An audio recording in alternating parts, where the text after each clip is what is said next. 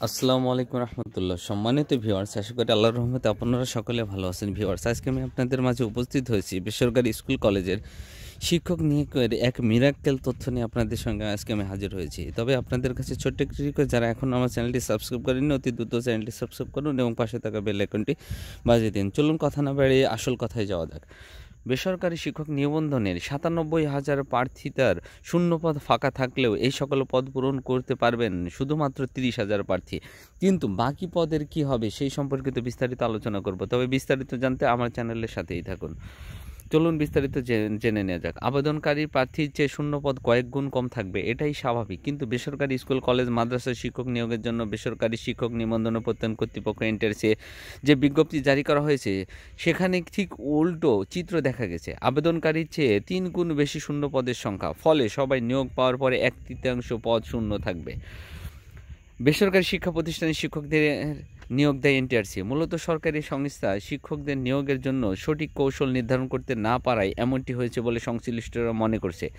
আর এতে ভুগছেন চাকরি প্রার্থীরা বলছেন, কয়েক লাখ চাকরি প্রার্থী থাকলেও এই সংস্থায় এমন শর্ত জুড়ে দিয়েছে যাতে আবেদন করার যোগ্যতা মাত্র ১/৩ চাকরি প্রার্থীর রয়েছে।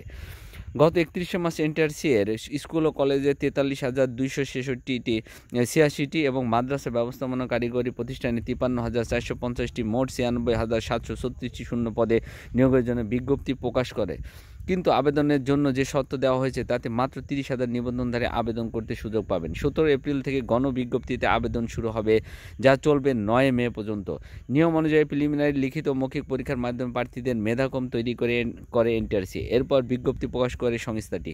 ওই গণবিজ্ঞপ্তির আলোকে এই মেধা তালিকায় থাকা প্রার্থীরা বিভিন্ন প্রতিষ্ঠানে নিয়োগের জন্য আবেদন করেন। কেন্দ্রীয়ভাবে যে কোনো প্রতিষ্ঠানে নিয়োগের যোগ্যতা নির্ধারণ করে দেওয়া হয় এই সংস্থার মাধ্যমে।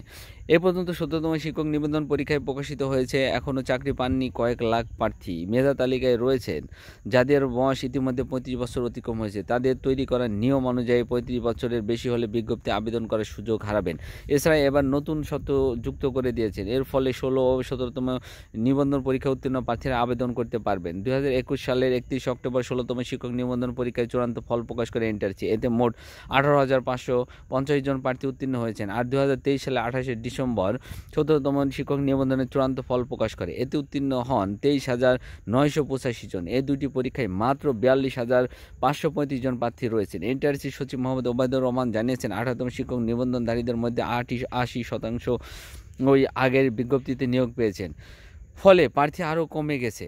আর চাকরি প্রার্থীরা জানিয়েছেন, এই নিবন্ধন উত্তীর্ণের মধ্যে কারো বয়স ৩৫ শেষ হয়েছে। শর্ত অনুযায়ী প্রার্থীরা আবেদন করতে পারবেন না। ফলে ১৬ এবং ১৭তম শিক্ষক নিবন্ধন উত্তীর্ণ ৩০,০০০ প্রার্থী আবেদন করতে পারবেন। এই সংখ্যা আরও কম হতে পারে। ২০২২ সালের ২১শে ডিসেম্বর ৬৮,৩৯০ জন শিক্ষক নিয়োগের চতুর্থ গণবিজ্ঞপ্তিতে প্রকাশ করেছিল এনটিআরসি। ওই সময় মাত্র ২৭,০৭৪ জন নিয়োগ পেয়েছিল, বাকি সব পদ শূন্য ছিল। এনটিআরসি সচিব মোহাম্মদ ওবায়দুর রহমান বলেন, অনেক পদ শূন্য থাকলে প্রার্থী কম থাকবে। এই ক্ষেত্রে আমাদের করণীয় কিছুই নেই। তবে নাম প্রকাশে অনিচ্ছুক একাধিক প্রার্থীরা বলেছেন, এনটিআরসির অধ্যক্ষতায় এমনটি হচ্ছে। তাদের অধ্যক্ষতায় প্রতিবারই শূন্যপদ থেকে যাচ্ছে। মন্ত্রণালয়ের সঙ্গে এই সংস্থার সমন্বয়কারীর অভাব রয়েছে। এছাড়া গুরুত্বপূর্ণ এই সংস্থাদের যোগ্য ও কর্মকর্তাদের নিয়োগ দিলে এই সমস্যার সমাধান হতো। ১৫ বছরে তারা মাত্র ৪টি গণবিজ্ঞপ্তি প্রকাশ করতে পেরেছে। প্রতিনিয়ত তারা সিদ্ধান্ত বদল করছে, প্রার্থীদের নিয়ে তারা গবেষণা করছেন, শিখছেন। আর এই কারণে শূন্যপদ থাকার পরও চাকরি পাচ্ছেন না যোগ্য প্রার্থীরা। মিজানুর রহমান নামে নবম নিবন্ধনধারী গণিত এক প্রার্থী বলেন, আমরা যখন নিবন্ধন পরীক্ষায় পাশ করি তখন এনটিআরসি জানিয়েছিল ৪০ মার্ক পেয়ে পাশ করলে শিক্ষক হওয়া যাবে। এখন তারা বর্তমান নিবন্ধনের সঙ্গে পূর্বের নিবন্ধনধারীদের মেধা তালিকা প্রকাশ করেছে। এইটা নিবন্ধনধারীদের সঙ্গে অনেক বড় একটা সমস্যা। নিবন্ধন পাশ করায় অনার্স মাস্টার্স প্রথম শ্রেণী পেয়েও একটা স্কুল মাদ্রাসায় চাকরি হয় না একজন নিবন্ধন প্রত্যাশিত শিক্ষকদের। যাই হোক, এই সকল প্রার্থীদেরকে যদি তারা বয়সের ছাড় দিয়ে নতুন করে নিয়োগ বিজ্ঞপ্তির মাধ্যমে তারা নিয়োগ প্রদান করে, তাহলে এই সকল ৯৭,০০০ পদ যেটা পূরণ করা সম্ভব হলে বলে জানিয়েছেন এই সকল চাকরি প্রত্যাশিত নিয়োগ প্রত্যাশিতরা। যা হোক, সকলের চাকরি হোক এই আশা ব্যক্ত করে এখানে শেষ করতে হবে। যারা এখন আমার চ্যানেলটি সাবস্ক্রাইব করেননি অতি দ্রুত চ্যানেলটি সাবস্ক্রাইব করুন এবং পাশে থাকা বেল আইকনটি বাজিয়ে দিন। সকলকে সাথে থাকার জন্য ধন্যবাদ। আসসালামু আলাইকুম রহমতুল্লাহি ওয়া বারাকাতুহু।